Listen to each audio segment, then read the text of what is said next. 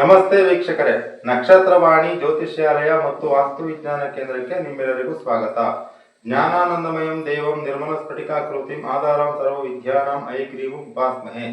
ವೀಕ್ಷಕರೇ, ಇವತ್ತಿನ ವಿಷಯ ಏನಂದ್ರೆ, ಆಲ್ರೆಡಿ ನಿಮ್ಗೆ ಬೋರ್ಡ್ ಅಲ್ಲಿ ನೋಡಿದಿರಾ, ದಿನೇಶ್ ಗುರೂಜಿ ಜಾತಕ ವಿಶ್ಲೇಷಣೆ ಕಸ್ಪಲ್ ಬಗ್ಗೆ. ಈ ಹಿಂದಿನ ವಿಡಿಯೋದಲ್ಲಿ ಕಸ್ಪಲ್ ಅಂದ್ರೆ ಏನು ಅಂತ ಸಾಕಷ್ಟು ಜನಗಳಿಗೆ ಗೊತ್ತೇ ಇರಲಿಲ್ಲ.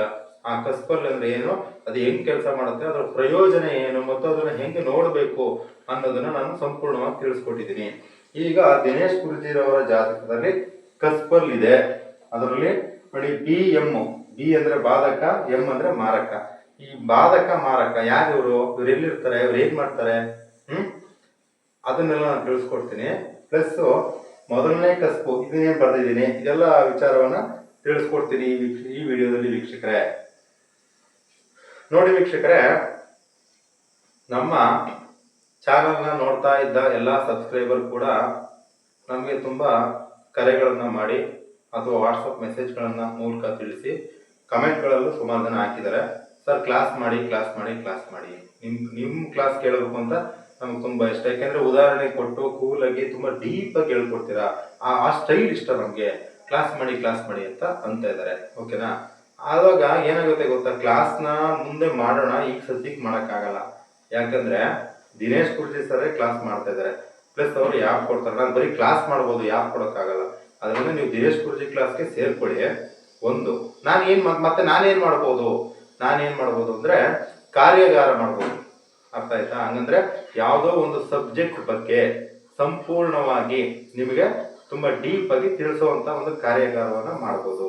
ಅದನ್ನ ನಾನೆಲ್ಲವನ್ನು ಯೋಚನೆ ಮಾಡಿ ತೀರ್ಮಾನ ಮಾಡಿ ನೋಡಿ, ಆಗಸ್ಟ್ 9 ಭಾನುವಾರ ಒಂದು ಆನ್ಲೈನ್ ಕಾರ್ಯಾಗಾರವನ್ನ ನಾನು ಇಟ್ಕೊಂಡಿದ್ದೀನಿ.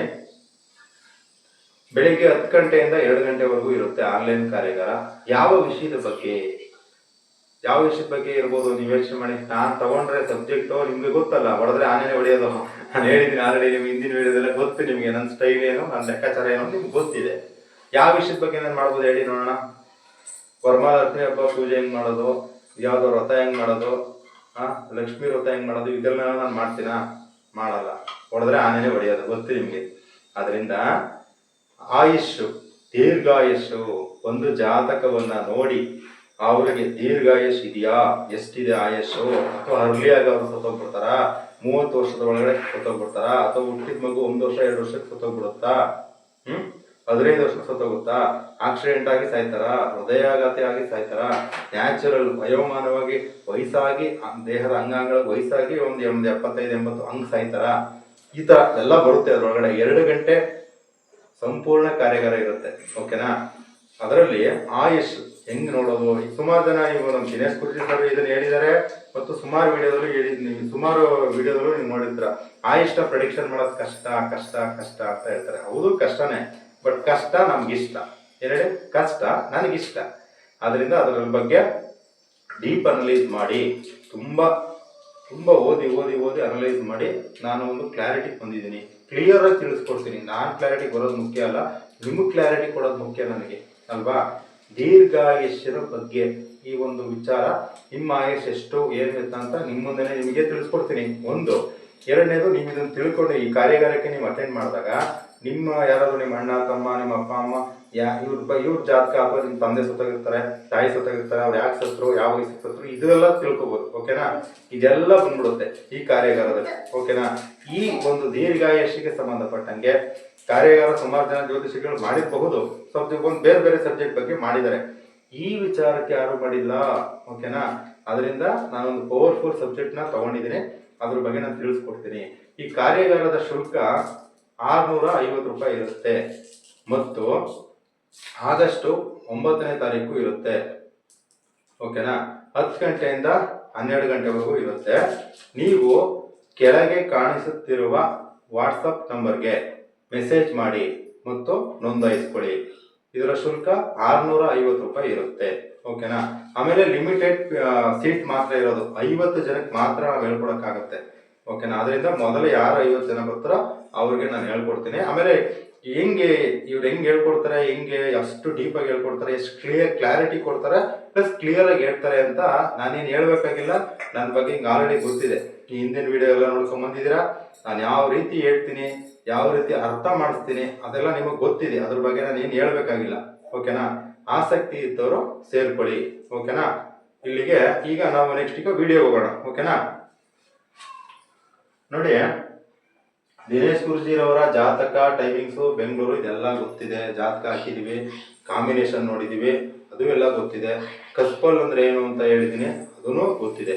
ಕಸ್ಪಲ್ಲು ಏನ್ ಗೊತ್ತಾ, ಜನ್ಮ ಜಾತಕದಲ್ಲಿ ಕಸ್ಪಲ್ಲು ಡೇಟ್ ಆಫ್ ಬರ್ತ್ ಕರೆಕ್ಟ್ ಆಗಿದ್ದು 1-9ಕ್ಕೆ ಮ್ಯಾಚ್ ಆದ್ರೆ 1-3, 1-4, 1-5, 1-7, 1-9, 1-11ಕ್ಕೆ ಮ್ಯಾಚ್ ಆದ್ರೆ ಅವಾಗ ಜನ್ಮ ಜಾತಕದಲ್ಲಿ ನಾವು ನೋಡ್ಬೇಕು. ಮ್ಯಾಚ್ ಆಗ್ಲಿಲ್ಲ ಅಂದ್ರೆ ನೋಡ್ಬಾರ್ದು. ಅದನ್ನು ನಾನು ಹೇಳಿದ್ದೀನಿ. ಮುಖ್ಯವಾಗಿ ಪ್ರಶ್ನಾಶಾಸ್ತ್ರ ಅಂತ ಒಂದು ಬರುತ್ತೆ, ಕರೆಕ್ಟಾ? ನಮ್ಮ ದಿನೇಶ್ ಗುರೂಜಿ ಸರ್ ಪ್ರಶ್ನಾಶಾಸ್ತ್ರದಲ್ಲಿ ತುಂಬಾ ಅವ್ರು ಹೇಳ್ತಾ ಇರ್ತಾರೆ, ಜಾತಕಕ್ಕಿಂತ ಪ್ರಶ್ನಾಶಾಸ್ತ್ರ ಕ್ಲಿಯರ್ ಆಗಿ ಹೇಳುತ್ತೆ ಅಂತ. ಸತ್ಯ ಅವರು. ನಾನು ಎಷ್ಟೋ ಪ್ರಶ್ನಾಶಾಸ್ತ್ರಗಳು ಹಾಕಿದ್ದೀನಿ, ಕ್ಲಿಯರ್ ಆಗಿ ಬರ್ತಾ ಇದೆ. ಓಕೆನಾ?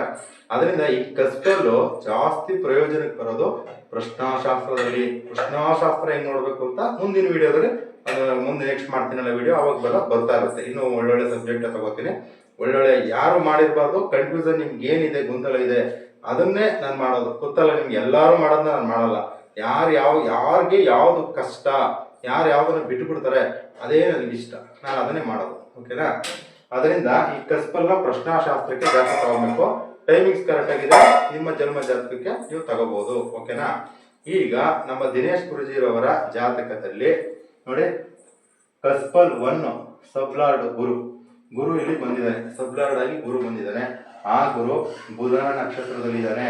ನೋಡಿ, ಎನ್ಎಲ್ ನಕ್ಷತ್ರ ಲಾರ್ಡ್ ಈ ಬುಧನ ನಕ್ಷತ್ರದಲ್ಲಿದ್ದು, ಆ ನಕ್ಷತ್ರದ ಒಳಗಡೆ ಶುಕ್ರನ ಉಪನಕ್ಷತ್ರದಲ್ಲಿ ಇದ್ದಾನೆ.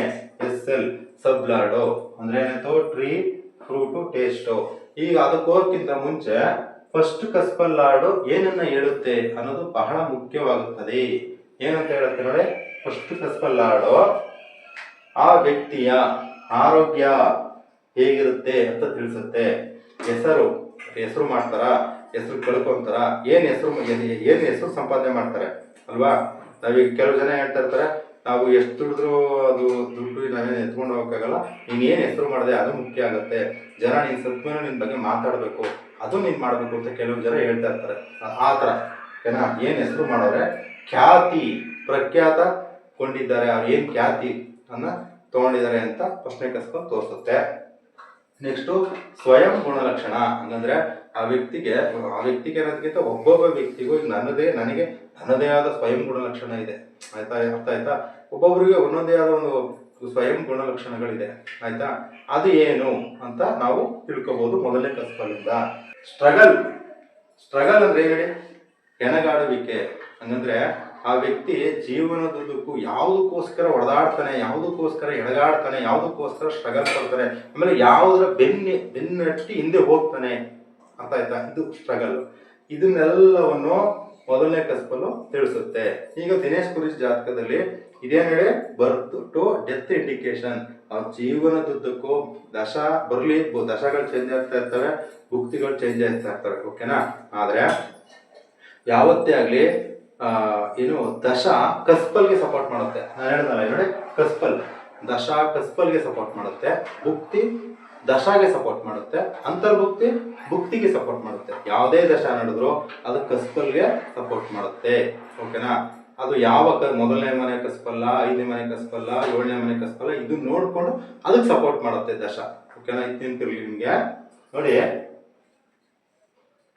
ಟ್ರೀ ಫ್ರೂಟು ಟೇಸ್ಟು ಇದು ಆಲ್ರೆಡಿ ಗೊತ್ತಿದೆ ನಿಮಗೆ. 20%, 30%, 50%. ಮರ ಹೇಗಿದೆ, ಆ ಮರದಲ್ಲಿ ಹಣ್ಣು ಹೇಗಿದೆ, ಅದರ ರುಚಿ ಹೇಗಿದೆ. ಓಕೆನಾ? ಇದೆಲ್ಲ ನಿಮ್ಗೆ ಆಲ್ರೆಡಿ ತಿಳಿಸಿದ್ದೀನಿ, ಅದ್ರ ಬಗ್ಗೆ ಜಾಸ್ತಿ ಹೇಳೋದು ಬೇಡ. ಈಗ ಡೈರೆಕ್ಟ್ ಕಾಂಬಿನೇಷನ್ ಹೋಗ್ಬಿಡೋಣ. ನೋಡಿ, ಇವ್ರಿಗೆ ಗುರು 12ನೇ ಮನೇಲಿ ಇದ್ದಾನೆ. 1 ಮತ್ತು 10ರ ಅಧಿಪತಿ 12ನೇ ಮನೇಲಿ ಇದ್ದಾನೆ ಗುರು. ಇದು ಮೂಲ ಅಂತಂದ್ರೆ ಇವ್ರಿಗೆ ಮೂಲ ಆಧ್ಯಾತ್ಮಿಕ. ಹಂಗಂದ್ರೆ ನಾವೀಗ ನಾವು ಹುಟ್ಟಿದೀವಿ, ನಾವು ಒಂದಿನ ಸಾಯ್ತೀವಿ, ಏನು ಹೊತ್ಕೊಂಡು ಹೋಗಲ್ಲ. ಈ ಸಮಾಜಕ್ಕೆ ನಮ್ಮ ಕೊಡುಗೆ ಏನು? ಎಷ್ಟು ದುಡಿದ್ರು ಒಂದಿನ ಬಿಟ್ಬಿಟ್ಟು ಹೋಗ್ಬೇಕು.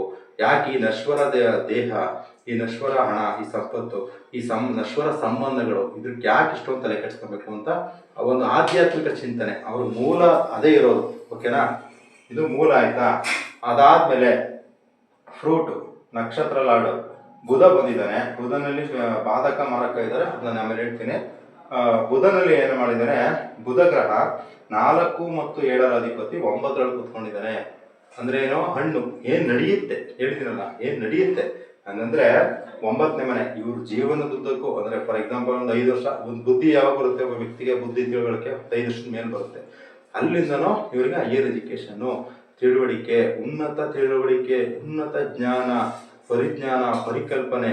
ಓಕೆನಾ, ಹೈಯರ್ ಎಜುಕೇಶನ್, ಶಿಕ್ಷಣ, ಇದ್ರ ಬಗ್ಗೆನೇ ಜಾಸ್ತಿ ಕಾನ್ಸಂಟ್ರೇಷನ್ ಇವ್ರಿಗೆ. ಸಾಯೋವರೆಗೂ ಇವರು ಹೈಯರ್ ಎಜುಕೇಶನ್ ಇದ್ರ ಬಗ್ಗೆ ಮಾಡ್ಕೊಂಡು ಹೋಗ್ತಾ ಇರ್ತಾರೆ. ಆಯ್ತಾ. ಪ್ಲಸ್ ಇಲ್ಲಿ 4 ಮತ್ತು 7ರ ಅಧಿಪತಿ ಆಗಿರೋದ್ರಿಂದ ಈಗ ನೋಡಿ 4 ಗ್ರಾಜುಯೇಷನ್ ಇದನ್ನೆಲ್ಲ ಕೊಡುತ್ತೆ. ಡಿಗ್ರಿ, ಗ್ರಾಜುಯೇಷನು ಇದಕ್ಕೆಲ್ಲ 9 ಹೈಯರ್ ಎಜುಕೇಶನ್, 7 ಅಂದ್ರೆ ಇವರಿಗೆ ಒಂದು ಶಿಕ್ಷಣವನ್ನ ಕಲಿಬೇಕಾದ್ರೆ ಸಹೋದ್ಯೋಗಿಗಳು ಅವರ ಒಂದು ಬೆಂಬಲ ಸಿಗುತ್ತೆ. ಅವರಿಗೆ ವಿದ್ಯಾರ್ಥಿಗಳು, ಸಹೋದ್ಯೋಗಿಗಳು ಬೆಂಬಲ ಸಿಗುತ್ತೆ. ಅಂದ್ರೆ ಹಿಂಗೆ ಅಂತ ಒಂದು ಮಾರ್ಗದರ್ಶನ ಕೊಡುವಂತಹ ಒಂದು ಜನರು ಸಿಗ್ತಾರೆ. ಓಕೆನಾ. ಇದರಲ್ಲಿ ಇಲ್ಲಿ ಬಾಧಕ ಮಾರಕ ಬಂದ್ಬಿಟ್ಟವ್ರಲ್ಲ, ಇದೇನ್ ಮಾಡ್ತದೆ ಗೊತ್ತಾ, ಇವರಿಗೆ ಈಸಿಯಾಗಿ ಹೈಯರ್ ಎಜುಕೇಶನ್, ಇವ್ರಿಗೆ ಇಷ್ಟೊಂದು ಜ್ಞಾನ ತಿಳ್ಕೊಂಡವ್ರೆ. ಆಮೇಲೆ ಇನ್ನೊಂದು ಹೇಳಿಲ್ಲ, ದಿನೇಶ್ ಗುರುಜಿರವರು ಒಂದು ವ್ಯಕ್ತಿ ಅಲ್ಲ, ಒಂದು ಶಕ್ತಿ. ಒಂದು ವ್ಯಕ್ತಿ ಅಲ್ಲ, ಒಂದು ಶಕ್ತಿ. ಓಕೆನಾ. ಬಾಧಕ ಮಾರಕ.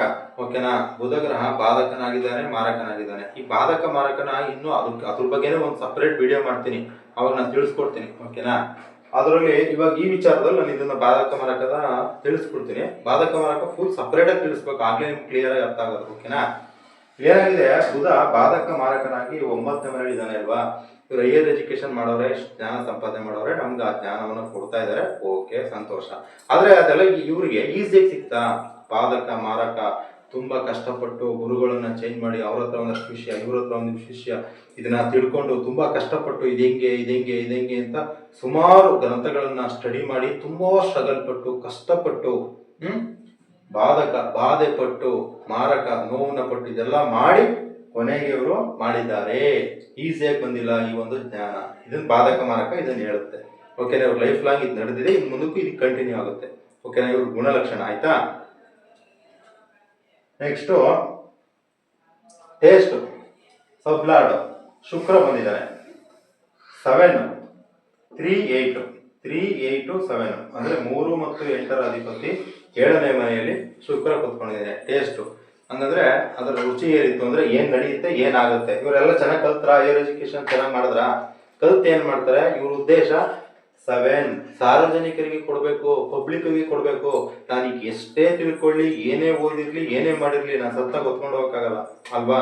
ಸೊ ನಾವ್ ಏನೇ ಕಲ್ತ್ರು ಈ ಸಮಾಜಕ್ಕೆ ಕೊಟ್ಬಿಟ್ಟು ಹೋಗ್ಬೇಕಲ್ವಾ ನಾವು. ಇದೇ ಇವರ ಮುಖ್ಯ ಉದ್ದೇಶ. ಪಬ್ಲಿಕ್ ಇವರಿಂದ ವಿದ್ಯಾರ್ಥಿಗಳು ಒಳ್ಳೇದಾಗ್ಲಿ, ವಿದ್ಯಾರ್ಥಿಗಳು ಉದ್ಧಾರ ಆಗ್ಲಿ, ಈ ಸಮಾಜಕ್ಕೊಂದು ಕೊಡುಗೆ ಕೊಡೋಣ. ಪಬ್ಲಿಕ್, ಸಾರ್ವಜನಿಕರು ಏನು ನಡೆಯುತ್ತೆ, ಏನಾಗುತ್ತೆ, ಇದೇನ್ ಮಾಡ್ತಾರೆ ಇವರು, ಈ ಒಂದು ಸ್ಟೂಡೆಂಟ್ಸ್ ಗಳಿಗೆ, ಸಮಾಜಕ್ಕೆ, ಪಬ್ಲಿಕ್ಗೆ ಇವರು ಹೇಳ್ತಾ ಹೋಗ್ತಾರೆ. ಇದೇ ಇವ್ರ ಹಣೆಬರ. ಅಂದ್ರೆ ದೇವರು ಇದೇ ನಿನ್ನ ಹಣೆ ಬರಪ್ಪ, ಇದೇ ನಿನ್ನ ಒಂದು ಪ್ರಾರಬ್ಧ ಕರ್ಮ ಅಂತ ಹೇಳಿ ದೇವರು ಬಿಟ್ಬಿಟ್ಟಿದ್ದಾರೆ. ಇವ್ರು ಇದನ್ನ ಮಾಡ್ತಾ ಇದ್ದಾರೆ. ಇಷ್ಟೇ ಸಿಂಪಲ್ ಸೀಕ್ರೆಟ್. ದಶ ಹೇಳ್ಬಿಡುತ್ತೆ. ಇದು ಹುಟ್ಟಿನಿಂದ ಸಾಯೋವರೆಗೂ ಇದೇ ರೀತಿ ಇರುತ್ತೆ. ಹೇಳಿದ್ನಲ್ಲ 3, 8, 7 ಸ್ವಲ್ಪ ಅದು 3, 8 ಅದರಲ್ಲೂ 7, 8 ಇರೋದ್ರಿಂದ ಸ್ವಲ್ಪ ಹಠಮಾರಿತನ ಇದೆಲ್ಲ ಇರುತ್ತೆ, ಏನು ತೊಂದರೆ ಇಲ್ಲ. ಇದು ಇವರದ ಒಟ್ಟು ಒಂದು ಜೀವನ. ಇವ್ರ ಬಗ್ಗೆ ನಾವು ಹೇಳ್ಬೇಕು ಅಂದ್ರೆ ಒಟ್ಟು ಜೀವನ ಇಷ್ಟೇ ಇರುತ್ತೆ, ಎಲ್ಲೂ ಹೋಗಲ್ಲ. ದಶ ಚೇಂಜ್ ಆಗ್ಲಿ, ಬುಕ್ತಿ ಚೇಂಜ್ ಆಗ್ಲಿ, ಸ್ವಲ್ಪ ಏರಿಳಿತ ಆದ್ರೂ ಫೈನಲ್ ಆಗಿ ಅವರು ಇದೇ ಟ್ರ್ಯಾಕ್ ಬರ್ತಾರೆ. ಅರ್ಥ ಆಯ್ತಾ. ಇವ್ರ ತಲೆಯಲ್ಲಿ ಇರೋದೇ ಇದು, ಹೈಯರ್ ಎಜುಕೇಶನ್. 4, 9 higher education. ಓಕೆನಾ. ಕೊನೆಗೇನು, 4 ಜನಕ್ಕೆ ನಾನು ತಿಳಿಸ್ಬೇಕು, ವಿದ್ಯಾರ್ಥಿಗಳಿಗೆ ತಿಳಿಸ್ಬೇಕು, ಸಾರ್ವಜನಿಕರಿಗೆ ಕೊಡಬೇಕು, ಕೊಡುಗೆ ಕೊಡಬೇಕು. ಇದಿಷ್ಟು ಮೊದಲನೇ ಕಸ್ಪಲ್ಲೂ ಹೇಳ್ಬಿಡುತ್ತೆ ಆ ವ್ಯಕ್ತಿ ಬಗ್ಗೆ. 2ನೇ ಕಸ್ಪು, 3ನೇ ಕಸ್ಪು, 12ನೇ ಕಸ್ಪು ತನಕ ಐತೆ. ಓಕೆನಾ. ಈಗ ನಮ್ಮ ಶಾಲೆನಲ್ಲೆಲ್ಲ ಹೇಳ್ತಿದ್ರು ಏನಂತ, ಬೆರಳು ತೋರಿಸಿದ್ರೆ ಹಸ್ತನೇ ನುಂಗ್ಬೇಕು ನೀವು ಅಂತ. ಹಂಗೆ ನಾನು ನಿಮ್ಗೆ ಹೇಳ್ತಾ ಇದ್ದೀನಿ, ಬೆರಳು ತಿನ್ನೋದು ಹೆಂಗೆ ಅಂತ ನಾನು ತೋರಿಸಿದ್ದೀನಿ, ಹಸ್ತನ ನೀವು ತಿನ್ನಿ. ಅರ್ಥ ಆಯ್ತಾ. 2ನೇ ಕಸ್ಪಲ್ಲೂ 3ನೇ ಕಸ್ಪಲ್ಲೂ ಇದನ್ನೆಲ್ಲ ನೀವು ಮಾಡ್ಕೊಂಡು ಹೋಗಿ. ಅರ್ಥ ಆಯ್ತಾ. ಇಲ್ಲಿವರೆಗೂ ನಮ್ಮ ವಿಡಿಯೋವನ್ನು ನೋಡಿದ್ದಕ್ಕೆ ಧನ್ಯವಾದಗಳು ವೀಕ್ಷಕರೇ. ನೀವಿನ್ನು ನಮ್ಮ ಚಾನಲ್ಗೆ ಸಬ್ಸ್ಕ್ರೈಬ್ ಆಗದಿದ್ದರೆ ಸಬ್ಸ್ಕ್ರೈಬ್ ಆಗಿ. ಮತ್ತು ನಿಮ್ಮ ಅನಿಸಿಕೆ ಅಭಿಪ್ರಾಯಗಳನ್ನು ಕಮೆಂಟ್ ಬಾಕ್ಸ್ನಲ್ಲಿ ತಿಳಿಸಿ. ನಮ್ಮ ಕಾರ್ಯಾಗಾರಕ್ಕೆ ಸೇರ್ಕೋಬೇಕು. ದೀರ್ಘಾಯುಷ್ಯನ ಬಗ್ಗೆ ಆಯುಷ್ಯನ ಗುಟ್ಟನ್ನು ತಿಳ್ಕೊಳ್ಳೋದು, ನಿಖರವಾಗಿ ಹೆಂಗ್ ಪ್ರಿಡಿಕ್ಷನ್ ಮಾಡಬೇಕು, ಇದ್ರ ಬಗ್ಗೆ ತಿಳ್ಕೊಬೇಕು ಅಂತ ಅಂದ್ರೆ ನಮ್ಮ ಕಾರ್ಯಾಗಾರಕ್ಕೆ ನೀವು ಸೇರ್ಕೊಬೋದು. ಓಕೆನಾ? 9ನೇ ತಾರೀಕು, ಆಗಸ್ಟ್ 9ನೇ ತಾರೀಕು ಭಾನುವಾರ 10 ಗಂಟೆಯಿಂದ 12 ಗಂಟೆವರೆಗೂ ಇರುತ್ತೆ. ನಮಸ್ತೆ ವೀಕ್ಷಕರೇ.